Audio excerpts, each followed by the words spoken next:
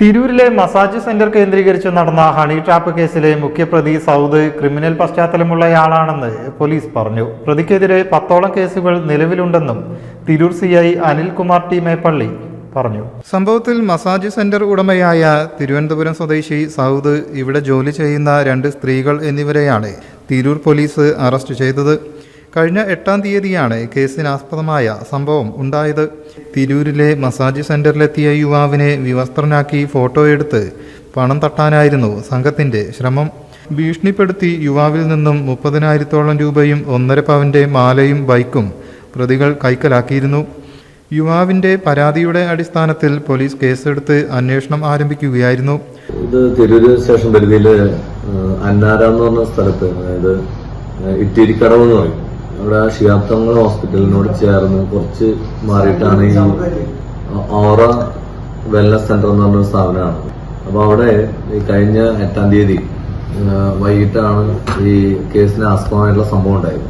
അത് സ്പാ സെന്ററാണ്. അപ്പം അവിടെ മസാജിനായിട്ട് പോയ മനോജ് എന്നയാളെ അവിടുത്തെ ആ സ്പായുടെ നടത്തിപ്പുകാരനും അതോടൊപ്പം തന്നെ അവിടെ ഉണ്ടായിരുന്ന മസാജ് ചെയ്യാൻ ഉള്ള സ്ത്രീകളും കൂടിയിട്ട് അയാളെ ആക്രമിച്ച് പരിക്കേൽപ്പിച്ചിട്ട് അദ്ദേഹത്തിന്റെ ഒരു 28,500 രൂപയും 1.5 പവന്റെ മാലയും പിന്നെ അയാള് സഞ്ചരിച്ചു വന്ന മോട്ടോർ സൈക്കിളും റോബറി ചെയ്തു പോയ സംഭവത്തിനാണ് ഈ കേസ് എടുത്തിട്ടുള്ളത്. അപ്പം ഇദ്ദേഹം ഇതിനു മുമ്പും 3-ാം തീയതി അവിടെ ഇതുപോലെ തന്നെ ഈ സ്പാ സെന്ററിൽ മസാജിന് വേണ്ടി പോയിരുന്നു. അന്നത്തെ വിഷയം ഇതുമായിട്ട് ബന്ധപ്പെട്ട്, ഈ കേസുമായിട്ട് ബന്ധപ്പെട്ട് ഈ സ്ത്രീകള് പറഞ്ഞിട്ടുള്ള മൊഴികളുടെ അടിസ്ഥാനത്തിൽ എടുത്തിട്ടുള്ള ഈ പരാതിക്കാരനെതിരെ എടുത്തിട്ടുള്ള 2 കേസുകളുടെ കാര്യമാണ്. അതിൽ ആദ്യത്തെ സംഭവം ഉണ്ടായത് 3-ാം തീയതി.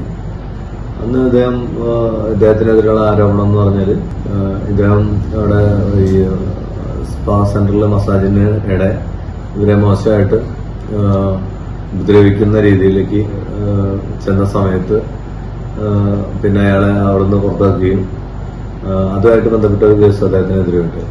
പിന്നെ ആരാധിക്കാനെതിരെ മനോജിന് ശേഷം ഉണ്ടായത് 2-ാം തവണ ഇപ്പൊ 8-ാം തീയതി പോയതാണ്. അപ്പൊ അന്ന് പോയ സമയത്തും ഒരു മസാജിങ്ങിന് പോയി. അപ്പൊ ഈ പറഞ്ഞ സ്ത്രീനെ തന്നെ മസാജ് ചെയ്യണമെന്ന് ആവശ്യപ്പെട്ട് തന്നു. പക്ഷെ അവരതിന് വിസമ്മതിച്ചു.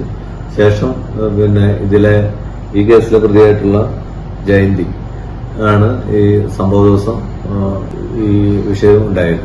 ഇതുപോലെ സ്പാ സെന്ററിൽ നിൽക്കുന്ന ഇത് മസാജിങ്ങിനിടെ ഇവരെ മോശമായിട്ട് ഇവരെ ഉപദ്രവിക്കാൻ വേണ്ടി ശ്രമിച്ച ഒരു കാര്യം കൊണ്ട് അതുമായിട്ട് ബന്ധപ്പെട്ടാണ് ഈ സംഭവം ഉണ്ടായതാണെന്നാണ് ഞങ്ങൾ മനസ്സിലാക്കുന്നത്. പക്ഷേ ബ്യൂട്ടി പാർലറിന്റെ മറവിൽ അനാശാസ്യ പ്രവർത്തനങ്ങളും തട്ടിപ്പും നടന്നതായാണ് അന്വേഷണത്തിൽ വ്യക്തമാകുന്നത്. മസാജ് സെന്റർ എന്ന നിലയിലാണ് സ്ഥാപനം പ്രവർത്തിച്ചിരുന്നത്. എന്നാൽ ബ്യൂട്ടി പാർലർ നടത്താനുള്ള ലൈസൻസ് മാത്രമാണ് ഉണ്ടായിരുന്നതെന്നും പോലീസ് പറഞ്ഞു.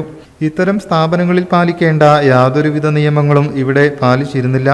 ക്വാളിഫൈഡ് അല്ലാത്ത ജീവനക്കാരാണ് മസാജ് സെന്ററിൽ ജോലി ചെയ്തിരുന്നതെന്നും തിരൂർ CI പറഞ്ഞു. നഗരത്തിലെ മറ്റു സമാന സ്ഥാപനങ്ങളിലും വരും ദിവസങ്ങളിൽ പരിശോധന കർശനമാക്കാനാണ് പോലീസിന്റെ തീരുമാനം. News bureau, Tirur. In the heart of Malappuram, with traditions weave seamlessly into modernity, KMT tells a story of unity.